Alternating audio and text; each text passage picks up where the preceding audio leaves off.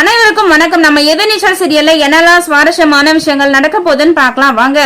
குணசேகரன் பாத்தீங்கன்னா இந்த பிரச்சனைக்கு எல்லாம் ஒரு முடிவு கட்டியே ஆகணும், இந்த ஈஸ்வரி ஆடாத ஆட்டம் எல்லாம் ஆடிட்டு இருக்கா அப்படின்னு சொல்லிட்டு ரொம்பவே கோவமா மாடி மேல எந்திரிச்சு போயிடுறாங்க. இன்னொரு பக்கம் நம்ம நந்தினி, ஈஸ்வரி, ரேணுகா இவங்க எல்லாருக்குமே சந்தோஷம் தான். ஏன்னா அந்த மீனாட்சி பாத்தீங்கன்னா சரியான கேள்வியே கேட்டுட்டு போயிட்டாங்க. அது மட்டும் இல்லாம நீங்க அவங்களுக்கு செட்டில்மெண்ட் பண்ணலனா அவங்களால என்ன வேணாலும் செய்ய முடியும் அப்படின்னு சொல்லிட்டு வேற சொல்லிட்டு போயிருக்காங்க. குணசேகரனுக்கு பயம் வந்துச்சு, ஒருவேளை அவங்களுக்கு கேட்கிற டிமாண்ட் கொடுக்கணும்னு சொல்லிட்டு சொல்லியிருக்காங்க.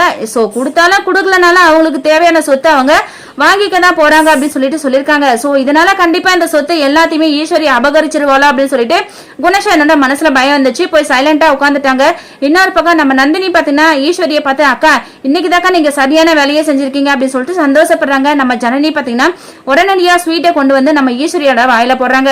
அக்கா நீங்க இப்படிப்பட்ட ஒரு முடிவு எடுப்பீங்கன்னு சொல்லிட்டு நாங்க எதிர்பார்க்கலாம், ஆனா இதுதாக்கா குணசேகரனுக்கு சரியான பதிலடி அப்படின்னு சொல்லிட்டு ஜனனி சொல்றாங்க.